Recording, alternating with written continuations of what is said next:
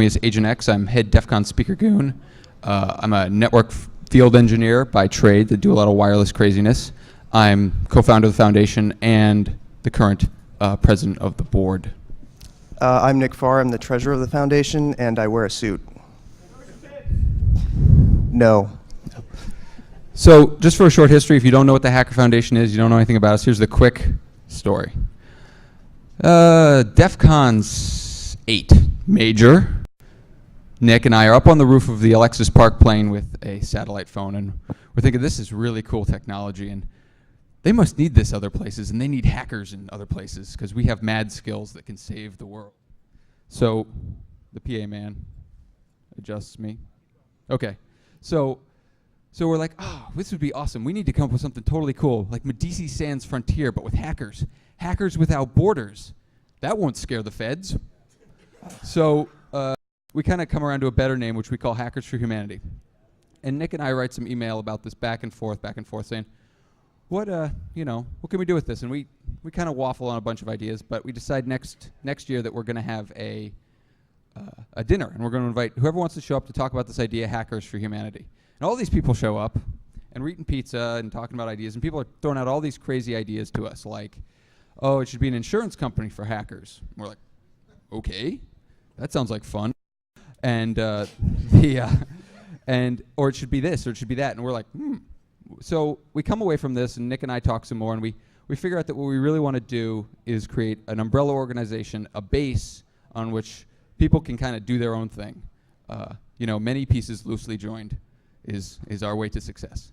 So Nick and I get together, and we file a lot of paperwork, and we incorporate ourselves as a 501c3 nonprofit. We're incorporated in the fine state of California. And that's where we are today. We are IRS approved. Are there any IRS agents in the audience? Any? Okay. So yeah, he's a CPA, not just an accountant. I'm actually not yet technically a CPA. I haven't met the experience requirement.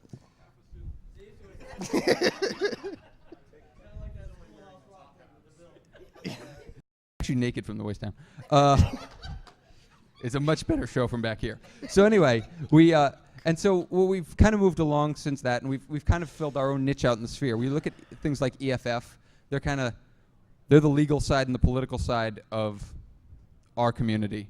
Even though they don't defend hackers, they seem to do a lot of stuff that's good for us. And then you have something like the Free Software Foundation, which does oh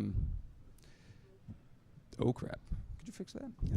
So Free Software Foundation does software licensing and such. There you go. And I locked myself out of my notes. Phil. Actually, when I was in Germany talking about the Hacker Foundation at the 23C3, the 23rd Chaos Communications Congress, all of the questions that I got for the end are, why aren't you doing things that are political?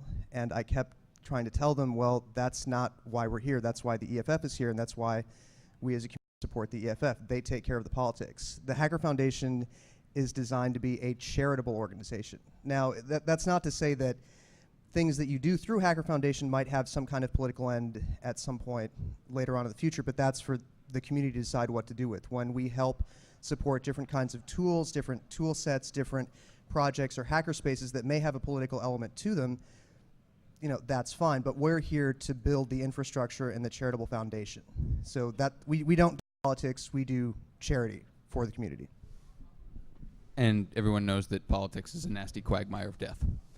So why did we do this? And basically, it seemed like a good idea at the time. And one of the things that we got mainly out of this big meeting with a bunch of people was, if you're organized, you are much more impactful. So we decided to get organized. And as I get older, I like things like accountants and lawyers because they help protect me if they're on my side and I pay them enough. And actually, we totally hacked the IRS. They just don't know yet. You want to talk about donations there? Yeah. One of the things the Hacker Foundation does is collect money from the community to give back to the community. As a charitable organization, of course, we're out there, we're looking for donations. And one of the things about the Hacker Foundation is that it's for you to give directly to causes in the community that you support and get the benefit of a tax write-off that a 501c3 charitable organization can provide you. We accept cash donations, obviously, and these go to support developers, these go to support infrastructure within the community. There are a lot of independent security researchers out there that are doing, independent security research entirely out of the good of their own heart.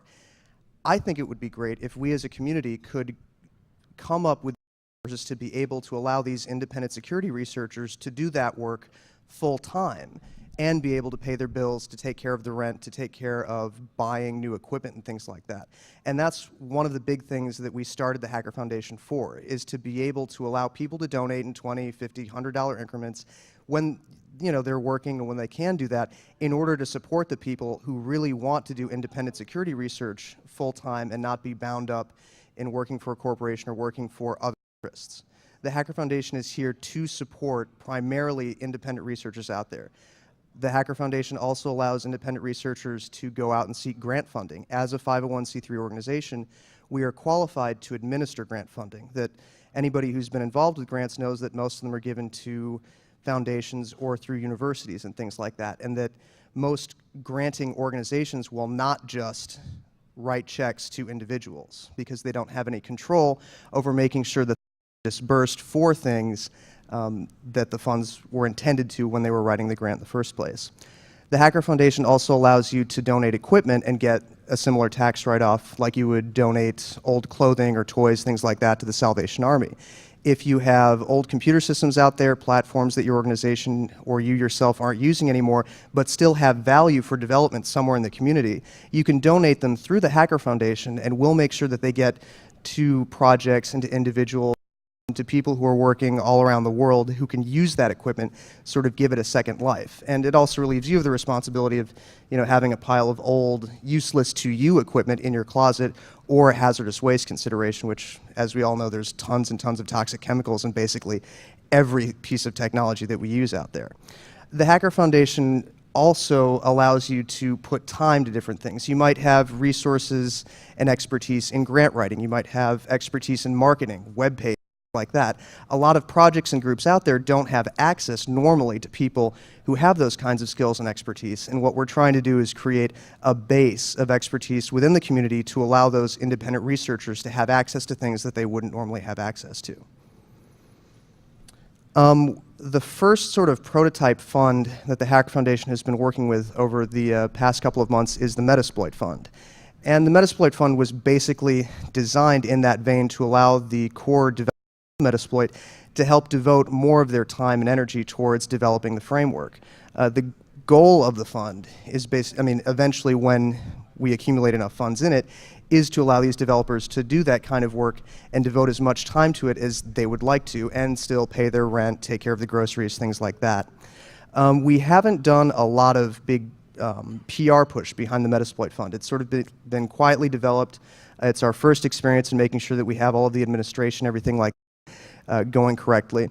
If you go to the Metasploit page, click on Donate, you would be donating to the Metasploit Fund directly. Just throwing it up on the Metasploit webpage without putting a lot of PR behind it, we've gotten a decent amount of donations dedicated to it, something in the neighborhood of $300, $400.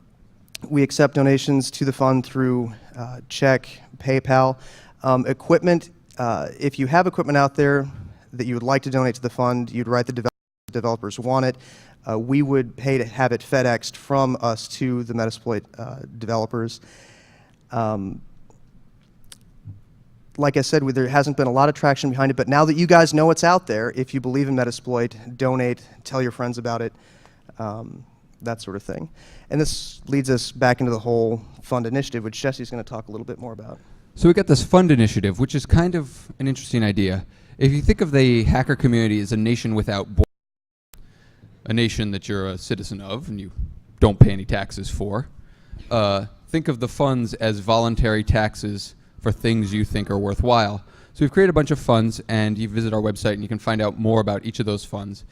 But the idea behind them is that you can donate to them, and there's a criteria or a means of withdrawing money from those funds for actions within the community or actions that benefit the community. I'm going to quickly roll through these. We got the HF General Fund, which is generally for running the foundation. If you've ever been in a hacker group or done anything, you might have figured out it's expensive.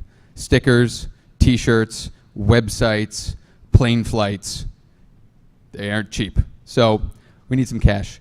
Con Scholarship Fund is the idea that there are people that should be coming to cons that aren't coming to cons, and we'd like to bring them here. So there's a means for helping people get to cons. The Hacker Hardship is about people falling on hard times. This was actually one of the things we originally heard from that original meeting, which was that we all get a run of bad luck, and occasionally you need a little help from your friends. So this is an institutionalized version of a little help from your friends. What else we got? We got the Hacker Space Fund, which I'm going to talk a little more about in the future. But then there's the Hacker Emergency Response Fund. Hackers for Humanity was originally dreamed up as a NGO, an international NGO that would go into the world's trouble spots and build networks. So exciting, flying in a C-130, whip out routers, build networks. Yeah, you don't need that in Somalia right now. So that kind of went by the wayside. But the idea is that there are still places where that's useful, and we saw a lot of that in Katrina, New Orleans, right after the big hit there. We saw hackers in the area doing things with technology that were deeply impactful to the community and very useful. So that's a fund there to put that together. And then the other one, this last partnership fund, and the idea behind that is Kiva is a microloan program that loans small amounts of money to people in underdeveloped countries. We're talking like $25 goes a long way to starting your own small shop in Uganda. And they have a 100% loan return rate. So that means that if I give them $25, I will get my $25 back. And that's a pretty good investment there. So what we thought of was, you put money in the fund, we invest the money into these loans through Kiva. It's all done in the hacker name. The money gets paid out to the people. They eventually pay us back. We keep putting money back into Kiva. So it's essentially Hacker Foundation or hacker community foreign aid that we don't have to deal with a lot of the overhead for it. And then there's also rolling your own fund, which Nick is more familiar with the mechanics of that. One of the reasons the Hacker Foundation exists is to allow people in the community to do what they want, be able to solicit the funds that they want. If there's something that you think you could get a lot of support behind, some kind of cause or something that you think the community should be doing, the Hacker Foundation can act as the 501c3 umbrella organization. These are just some of the ideas that we've come up with that in talking with people in Germany at other cons, that they've said, yeah, these are good ideas, and we should be supporting these and we should be doing these. All of these funds right now you can donate to online at hackerfoundation.org. Or if you'd prefer to send a check or prefer to do something else, a pocket full of cash, however you want to do it. An armored car. You can also email us. All of the information how to do that is online at hackerfoundation.org. And we're going to talk about this a little bit more. Our presentation is kind of short to allow for plenty of Q&A and suggestions from the community. If you think that there's an idea for a fund that has a charitable purpose, we'll help you work out what that charitable purpose is and begin to help provide the resources so that you can get more support for the idea from the community. So, hacker spaces. This is kind of something that's been floating around in my brain for a long time, and I've always been really intrigued by space, by architecture. Space is a really powerful tool. It's a very useful tool, and what's neat about it is that it inspires, it motivates, and it's really good for creating a group identity. I feel more like a hacker when I'm at a HackerCon, at a 2600 meeting or something like that, or at a party of hackers than I do, say, at my IT job, which is kind of funny. And space it's so fascinating to me because I grew up in the Northeast, and I always assumed, because I grew up in the era of Loft, that all hacker groups had a bat cave, and they all had like these super secret spaces where they're doing wonderful things. And as I grew up, I found out that that was not necessarily the case. And it's so really interesting to me that we didn't do that in the US. And I had heard that the Germans did this. So Nick went to speak at CCC, and he comes back all tanked up on Kool-Aid, essentially. He's all like, these spaces, they're awesome. They're huge. They're everywhere. They're doing all kinds of crazy stuff. And I was like, oh, well, hallelujah, welcome to my world. How do we make this happen? So what we did was we thought about this a little. We talked about these spaces and what we wanted to do. and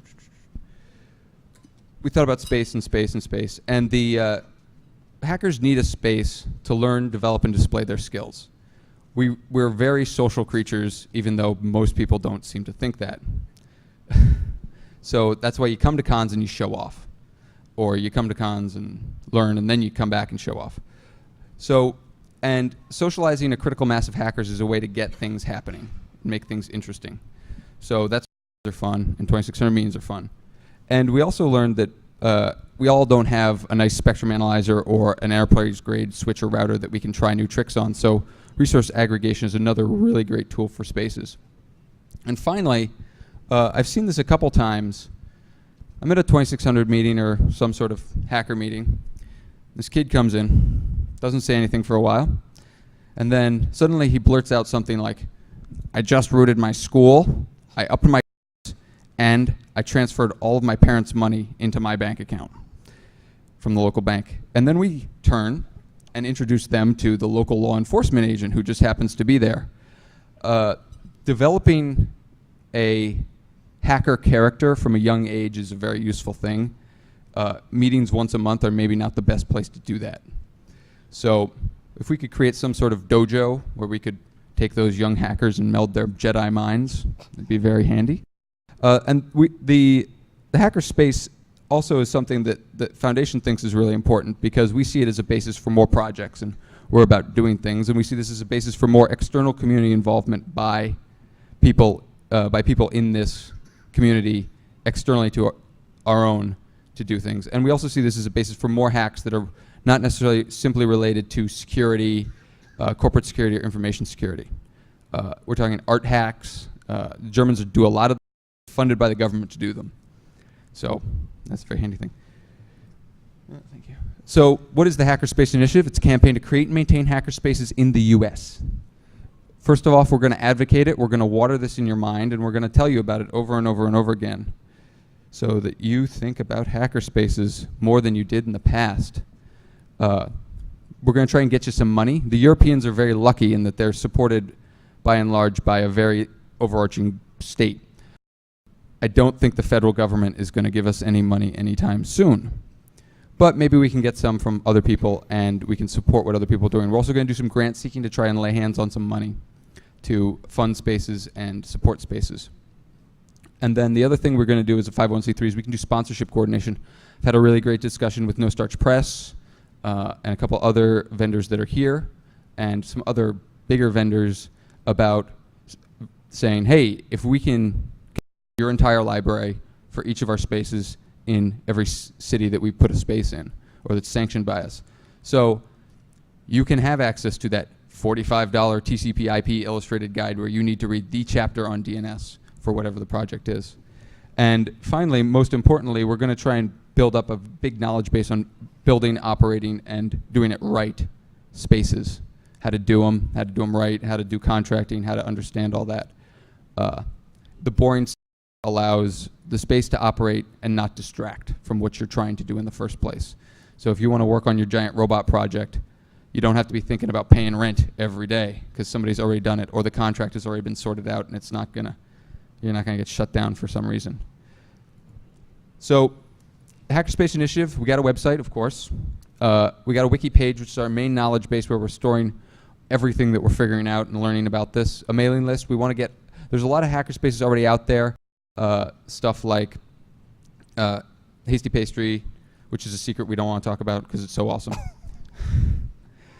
And there's a space coming up in Chicago, and there's a couple other spaces. And we want to put people that are interested in the idea of these spaces and putting them together, in touch with each other, because we see this as really a network and a larger foundation for more.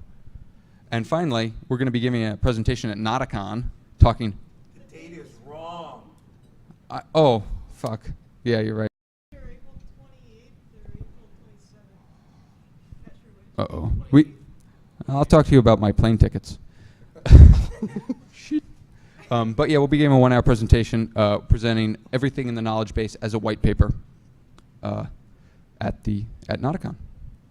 So now we're going to talk about an entirely different type of hackerspace. You want me to do the thing? Yeah. You want me to do the thing? Run the line. I want all these motherfucking hackers on this motherfucking plane.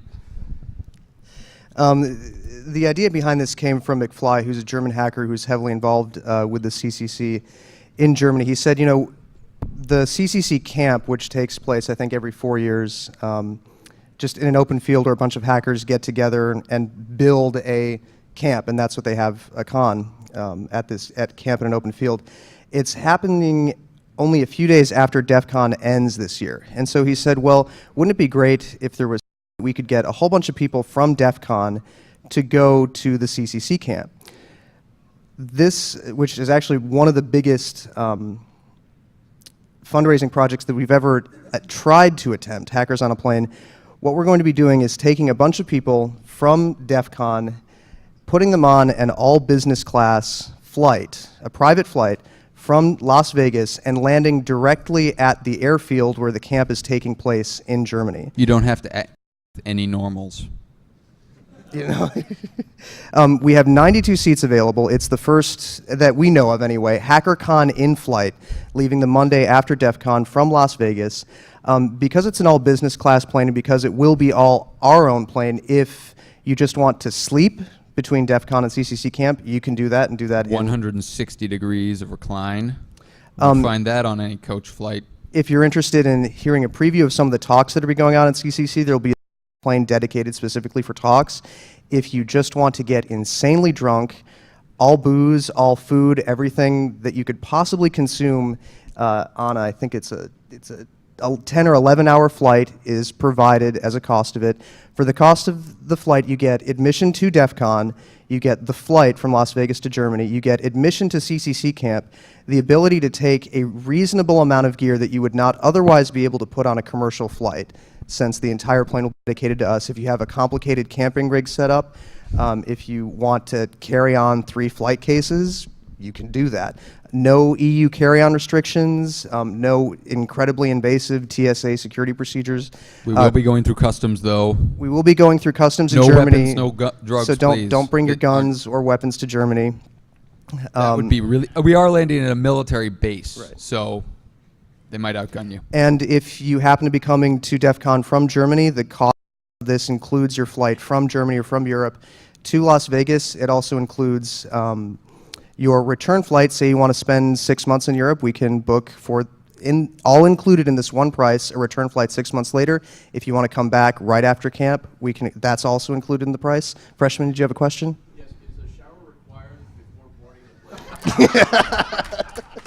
Showers are on the plane. No, I don't know. We'll figure it out. Maybe there'll be a little test, a sniff test. Hey, I don't know. There's probably a group of hackers out there who would maybe want to build a shower on a plane. There's actually so this is dirty sort at of so an many inside levels. joke. In the CCC, there's a rule that's a part of I think each one of the charters of the different spaces in Germany that a majority of the people in a hackerspace run by the CCC in Germany can vote at any given time to make somebody else in the space go take a shower, because every hackerspace in Germany actually has a shower in it, With towel. surprisingly. The cost of this, $5,000, includes all of this. If you're interested, please come talk to us right away so that we can get all of the travel arrangements and everything like that made, depending on when you want to come back, different things like that. Pimping ain't easy. Yes. Yes. Does your flight returning to Las Vegas or your point of origin? No, it returns you to wherever Okay. in North America you need to. So there's a little trick there. You got to get yourself to Vegas at some point, but I you know, mean- if you have $5,000, I think you can swing this. Yeah. Yeah. No, for the cost of the flight, MaxJet will return you either to Las Vegas or New York, and then depending on whatever is cheapest for us to get you back from there, we'll get you back, and that's included in the price. No. Yeah, we can do that. So, by this point, you've probably figured out that we need help. We need all the help we can get. Nick and I do almost all of the grunt work. We have some very dedicated and very competent networking staff that help us with a lot of the mundane stuff. But we need advice, helpful criticism, networking. We need to know what other people are doing, how we can help them, how they can help us. We need a lot of key volunteers. I am a really, really shitty webmaster. Nick will attest to this, and anyone that actually looks at the code on our website will this. So if you know a good webmaster out there who's got some time, let me know. I need their help. I need them to take over the website. I need them to manage the wiki. We need project liaison officers. Those are people that represent the foundation and the project. They're the kind of go-to between those two. It's a very handy little role. You get to have your hands in a bunch of cool projects. More as they come on. We need volunteer coordinators because volunteers happen and we need to recruit, manage, and reward them. Need grant coordination, raising managers. If you're really comfortable asking people for money, we need to talk to you because I'm really not. And we need marketing and PR. We need all the marketing help we can get. So now it's Prime Minister's question time. Are we off our rockers? Is this completely crazy? Okay, we got it. One no. We got no. Okay. And one of the things we've been here talking at cons for 2 or 3 years. The initial 501c3 application process was long, but it fell within my expertise. A lot of the things that I'm doing with the foundation are really sort of outside my comfort zone. I mean, really, it's Jesse and I on the phone 2 hours a night trying to say, well, how do we get this working? It's me, playing week-long games of phone tag with H.D. Moore, trying to get him access that he needs so he can see who is giving him money, things like that. And, we throw things out there. We say, hey, donate money, donate time, donate things like that. And everybody excited about it at con, and then we never hear from them again. Yes. So, how does everyone feel about the money thing? Oh, we love money too. I love your money. I want more of your money. Yes, Jack. I think what you need is a larger advisory board to get you a little more synergy. You've got 2 people. We actually. And you've basically used all your knowledge to get where you're at today. You need more malice and forethought so that you can do better planning. Like one of the things that, like you said, you need a grant writer. One of the things they do is get a couple of people to go talk to places like EFF and find out how do they go about getting grants? How do they go about managing it? Right. It's kind of like, I keep thinking of that old Richard Dawson show. I can't remember the name of it, but survey says. Family Feud. That would be. Yeah, but the thing of it is, how are other people doing it? Yes. That tricky thing we run into is I do a lot of research about how other people are doing it and then have to work insane hours, which is tricky. That's one of the other things we're trying to do is figure out how we can spread the load and still get work done. That's why you need the advisory board so that you can basically say, okay, guys, what do you think we should be focusing on now? Let them help you with the prioritization. Additionally, you co-charge them to come up with a better way of managing your time. Sounds Well, good. and we have a board of 9 people right now. We're currently in the midst of trying to restructure that board. It's a difficult thing to get 9 people who are in 5 different time zones, all sitting together with a productive agenda and actually getting something done through IRC or through a teleconference.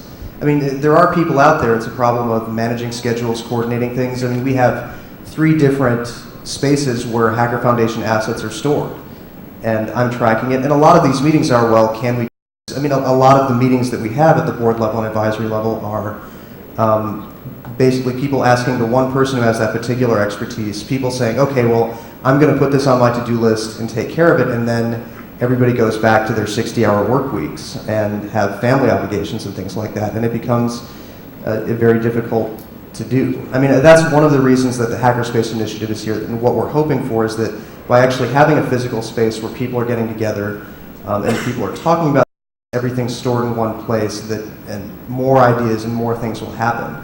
The prototype hackerspace we're looking to launch with Freshman's help and probably a lot of help from Shmoo right here in Washington, D.C. I mean, we have the organizational expertise, we have the best practices, we have a lot of different things, experience in commercial real estate. A lot of people who are localized 2600 groups, DC groups, things like that will come up to me at cons and say, oh, well, we've wanted to have a hackerspace for a really long time and have these people involved and we figure we can afford this much, but we don't know how to proceed from here. And again, without some kind of umbrella organization to sign a lease, one person out of that group of 10 or 12 doesn't want to take sole responsibility for renting a commercial space at $1,200 a month for a whole year.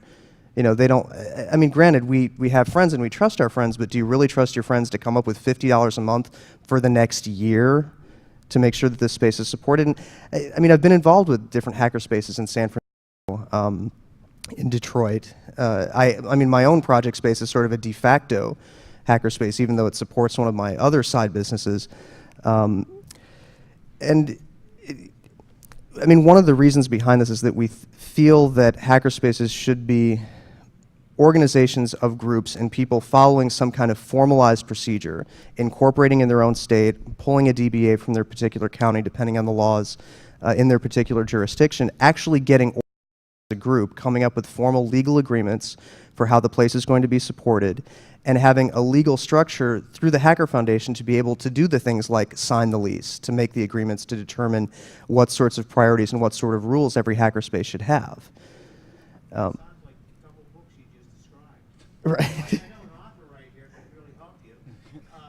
But part of the thing is, you know, publish and make a little bit of profit out of that to show people how to, you know. And but it's a lot. It's a lot more than that. We wanted to sort of have this there for people, and that's the thing. If you have 100 different people that you talk to at a con that are really interested and that really want to do something, in my experience, 10 of those people will email you back. You'll get a conversation going with about 5 of them. And then maybe at the end of the day, out of those 100 people, you'll have one person who's actually got something going off the ground. You know, many different hacker projects have approached doing a particular fund. And, you know, I've said conversations, well, why is whatever you want this fund to do serving a charitable purpose? And then they say, well, you know, the conversation sort of ends right there. Then after you get involved in a conversation with someone, try to decide, you know, how is what they're doing following in line with 501c3 purposes set out in the Internal Revenue Code. And that the only project so far that we've been able to sort of get off the ground is the Metasploit Fund. Now its charitable purposes are defined. It's starting to collect money. And now, you know, the hard part of telling the community that the fund exists and saying, well, please donate if you believe in Metasploit, and following the whole administrative of getting people their tax receipts out, of figuring out, you know, what sorts of spending priorities does the fund have, and dispersing the money is another thing. So out of the 100 of projects that I've talked to, only one right now is operating right now. And we're still sort of struggling to get more and more people to actually donate. And given the tremendous amount of press that Metasploit generates and the tremendous amount of productive things that come out of that project, it's surprising that only a few $100s have been raised so far. You know, everybody who's gone to Metasploit.org has seen the donate link on there. And I don't know how many thousands or tens of thousands of people will go to the page, consider donating, and out of those people, how many actually have clicked the button and put in, you know, $1, 20, or 50? I'm sorry, I don't mean to sound this bitter. I'm just saying, you know, please help, support. Let us know how to do things better. Yes, Sort of a sideways question. With the, I'm sorry, I had a phrase a second ago. You just confused me with the whole "don't be mad at me" thing. Okay, beautiful. So you're looking to have hacker spaces. Are you looking to affiliate with them, or would it be like Shmoo's DC hackerspace affiliated with? Or it's Hacker Foundation's space in DC that you're coordinating it? No, the Hackerspace initiative is designed to be a much more public space than most groups are willing to have. A place where anybody, any hacker who's not affiliated with group or affiliated with group, to come and be able to share and collaborate. You know, Shmoo Group has their Shmoo Group hack space, but that's confined to Shmoo Group. The way that their space is set up is designed for the people who are members of Shmoo. What the Hacker Foundation, what the Hacker Spaces Initiative is trying to do is create a space that's open for anybody to come in there. You know, some random person who's walking off the street can't, you know, sort of knock on the door of the Shmoo Group and say, oh, hey, you know, can I leave my computers here and plug into your network and work with things that you're working on? Because that's not what the Shmoo Group space was designed to do. Are you speaking to branding? More branding? Yeah. More so legality of, not so much legality, but the financial obligation of, you said, let's say you have 50 you're going to trust them for $50 a month, and then you're going to have this space, but Hacker Foundation will sign a lease with they have liability, this and that and the other. Well, I mean, Hacker Foundation isn't going to just talk to 12 people and sign a lease. There's a long intermediary process. But branding-wise, this would be the Hacker Foundation DC space. No. Branding-wise, it'll be a space run by the initial core of people, designed to be a more public space. It's not designed to be affiliated with whatever group that they're in. It's designed to be a space modeled after the spaces in Germany that are welcoming, that are open, that are a place for meeting spaces. You know, a lot of different libraries will leave meeting rooms open, things like that. This is an extension of that concept, a place for people who are in the community who don't want to be affiliated with a group or don't want to do things, to be able to go to like the Washington DC space. And whoever comes to us in a community and says, look, we have a core group of people who are willing to support a space and who are willing for it to be public and not affiliated with the group and are willing to leave it open. You know, a lot of people don't want to invest in a space that people can just walk up off the street and get involved with. What we're here to, what we're here to do is encourage those people who want to have that public space that's not just their group's space or those 12 people's space, to give them the institutional support for them to be able to go out there, organize officially, determine what they want to do with that space, and leave it more open to the public as a hack space. In terms of affiliation, it's not going to be Hackerspace DC, Hacker Foundation Space DC. It's going to be the DC hackers have a space. We help with what we can help with, and you brand it as you choose to brand it. And what they do in Germany is we're not like Hacker Foundation Space DC. Right, yeah, well, we don't do that. As far as we help branding, with what we can. As far as branding goes, the space will be named whatever the people who found it name it, and the name will be associated with the space itself. The space will develop its own particular identity and its own particular culture, but it's not like people are quote-unquote members of a space and a group is bound up in the space. It's like a traditional space like this is C-Base in Germany. C-Base is a space. The people who are involved in C-Base have designed its own, a very unique culture around it, and have put a lot of different things into it, but it's the space that's there, running the space, and it's an open area where people can come invest. It's a public space, actually. It's more like a bar that just happens. It's a bar on the first level that happens to have a whole bunch of hack labs that the bar supports beneath it. And while I'm not saying that we should all open up bars to support hacker projects, Yeah, we should. the idea is extensive. That would work really well, actually. Yeah. Mm-hmm. Yeah.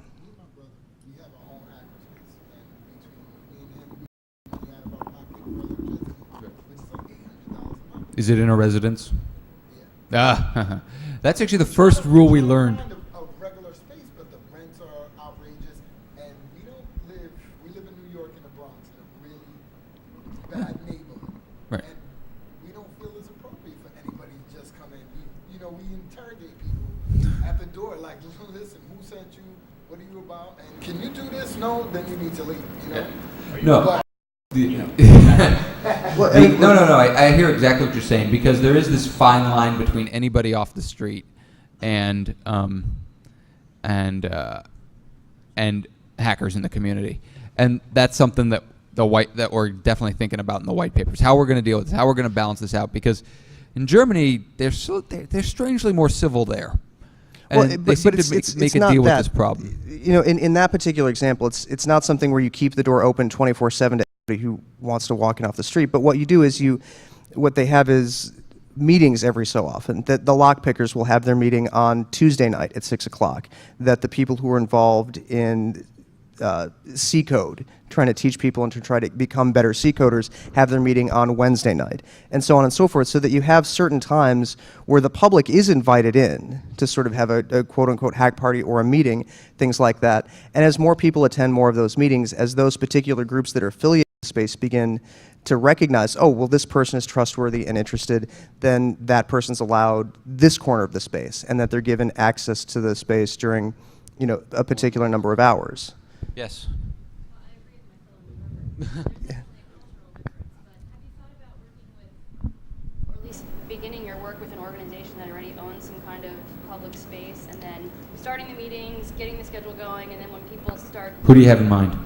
Well, I work at a university, of conference rooms. And Well, so that's the thing. We actually had a great discussion with Lost about this. Who's Lost look for? Tucson. UAT? UAT. And they have created a de facto hackerspace on campus because he's there, and there's a public space policy there, and so if you might want to explain what UAT is quickly. I don't know what UAT is. University of Advancing Technology in Phoenix. It's a accredited university that, So- that basically resembles any university or college institution that you'd see out there in Phoenix. So one of the spaces that we've been talking to for a while now is the Boys and Girls Club of Chicago. They have a basement. 2600 meets there. That could be a hacker space. We can figure out how to. That is a hacker space, actually. So how can we figure out how to make that raise it up a little bit more?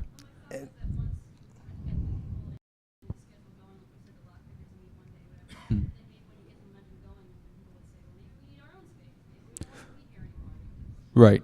It's it's a step out of the mall. I hear what you're saying. It's a step out of the mall and into more civilized space. And at the same time, the knowledge base that we have right now behind hackerspaces is more geared towards places where rents are not what they are in New York, are not what they are in San Francisco.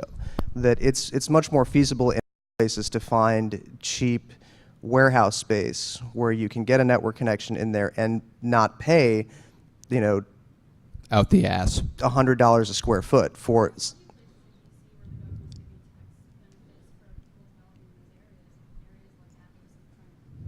Right, and that's why we think DC would be a very good place to begin with that, because it is a major metropolitan area that has a strong population density and a large number of people that are interested and willing to support it. It's not like Grand Rapids, Michigan, where I live, where we've got, even though we have the person who won the DEF CON Capture the Flag contest last year, our DC 616 meetings are 3 or 4 people at most, and that's not enough in and of itself to support a hackerspace. And say again. Yeah. And that's the thing. Yeah. And I've been to Buffalo. Is anybody here from Buffalo? Northern New York. But it's not that nice. And the idea here right now, the Hacker Foundation. People. I'm moving to DC in August. Shmoo Group is here, and there's a strong core of people that we know of right now that's ready to build the first hackerspace prototype right here in Washington, D.C. But the point that I really want to get across is that if you think you have a critical mass to build a space like this wherever you live, come talk to us, and we will help you. That's the exercise. Talk to us. Email us. If we don't email you within a week, try emailing us again. Call us. Both of our cell phone numbers are on the website. Our fax number, email, all of our different office spaces. We have any myriad of number of different ways to contact us. What the Hacker Foundation was designed to do, it was designed to take all of these great ideas that people come up with at cons and build an infrastructure to make them possible. There are thousands and thousands of really great ideas and thousands of people in the community who are willing to put a little bit of effort into making them happen, but there are very few people and almost no infrastructure to make those kinds of things happen in this country. And that's why we went to all of the effort that we did to build the Hacker Foundation into what it is today. Hey, Jack. Actually, let me ask that nice man back there behind you. Yes, sir. That's you with the no hair. Last freshman and I collectively asked the question, why do you hate freedom? Why do I hate freedom? He lives in Vermont. Yeah. And we're seeing how many people actually pick up on the joke. I don't even know where the joke came from, but do I hate CCNAs too? We'll talk again. I don't know. Does anybody have a serious question? Jack does. Oh. You should be talking to non-hacker conferences, because one of the business cases you could be doing is talking to businesses and saying, some of these people that might be coming to these hacker spaces are going to be your future employees. This would be a good way to develop some of the skill sets to come into your organization. You've also got a lot of military sites around the country. They have a lot of open space. She had talked about the university, great place. Yeah. Actually, I'm currently studying for my certification. Don't say anything, Major. And it's so funny because I was like, this really, it's Cisco land, it's Cisco crazy, but I was like, man, if more hackers had CCNAs and there were more hackers working inside Cisco, maybe we could do a little reform from the inside. And a certification from Cisco always adds some zeros to your paycheck. So that's one of the things that I thought about is, hey, can we get a router and switch kit so you can learn how to get your degree? Yeah. Well, one thing I would say is when you're trying to raise your money is be wary of using hacker a lot in your presentations with people. Because no matter I get what, that every single time I fly on a Yeah. plane and tell people that I'm Yeah, with the but- Hacker Foundation. Well, suits don't like to hear it. It's plain and simple. Yeah, we can mention it here. We're all open about it, but the guys who write the paychecks don't want to hear hacker. It has a negative connotation, and it has for a lot of years. No matter how we try to change the connotation, it still has a negative connotation to the people who don't understand it. Maybe give Don't you Mitch think that before. this is actually, the part of the steps to actually change that? I would say. Oh, I that this agree. is- I agree. But initially going to these people and saying, well, yeah, we want to set up a hacker fund. The newspapers, every time someone gets busted doing something wrong, it's, ooh, a computer hacker did this. So I have Person gives us a black mark no matter what. I have a crazy idea, and this is one of the projects, and I really wish I had time to do this. Every time somebody misuses the word hacker in a paper, they get a letter and a phone call. Every time, until they reform, over and over and over again. One of the things that we do not have, and the Germans do have, is hey, you want to do it? Okay. Well, the Germans have very good at protecting their image. The CCC is very good at that, and so the German media does not refer to things. Evil hackers do this. It's always evil malicious user or evil cracker or Russian thief or something. Yeah, it's never. Jesse, we're running short on time. Was there anybody that had a question in the back? In the red that shirt, we maybe? didn't- You? that No was- hair? You look like you had a question. Oh, You don't well, have actually, we've been waiting on one from the center. You had a question? About creating, I can ask you after about creating a fund. I was interested in creating a college scholarship, even if it's minimal. Hey, sounds good. This may be a little bit stretching it, but let's say under the concept of roll your own fund, a hacker's been spending a lot of his own money investing time, investing equipment, everything else. Hacker Foundation now exists. Can he turn around, donate his code, donate his equipment to the foundation, which is then given back to him? Or is that kind of iffy? That's called money laundering. Can we do that? No. No. Are there any agents from the IRS in the room? No. But at the same time, we have these conversations with Metasploit, and I mean Metasploit's code and licensing and framework is all protected by an organization that's separate from the fund. All the fund is there to do is to collect money for charitable purposes from people who are going to be asking for charitable write-offs on their taxes for that. And if somebody out there is working on a project that has a stated research aim, that has a stated aim to advance that technology, and has no stated profit motive that's bound up in the purposes of that fund, then that fund's possible. If somebody has been, putting a lot of time and energy and would like that tax write-off for that, if it serves a charitable purpose and it falls within the letter of the law of the Internal Revenue Code, and this speaks thing. The way that I've always said that we have to do things is completely by the book, on the record, that where other organizations might have the liberty to stretch things a little bit, because we're the Hacker Foundation, we're a target. And We like to call it duck a duck. and they're and that we have to play it as safe as possible, which is why maybe a money laundering scheme like you're describing might work in a United Way. I don't even want to touch it. Any final questions? Once, twice? See us after the con? Oh. Useful contact information and many other useful things are in these pamphlets. If you want one, let me know. I got business cards too. Hackerfoundation.org is the website. Freshman, one quick last question. Sure. Are you writing just the letters to the people who are using the negative connotation in the media, or are you actually doing this in the positive?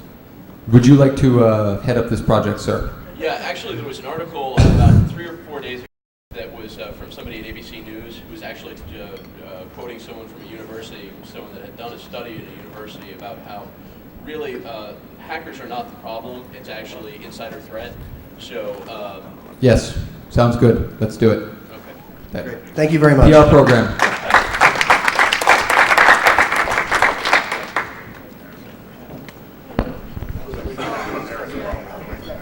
Yeah.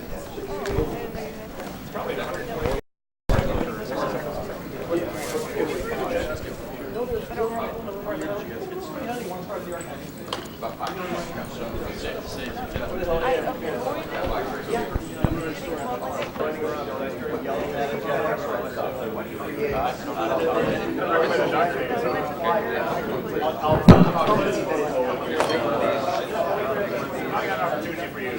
look scrappy.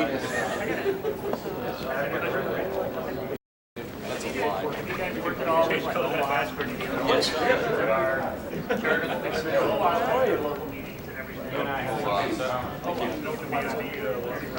Oh, I call it something else. But I don't. So it was really, really tempting to say, you know, when he was saying, you know, form from the inside. We really want to.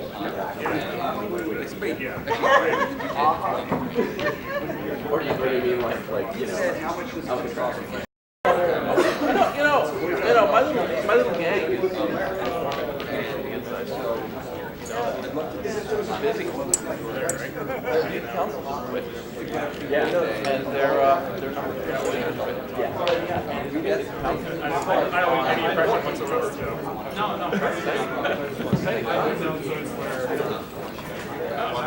We gotta talk about it.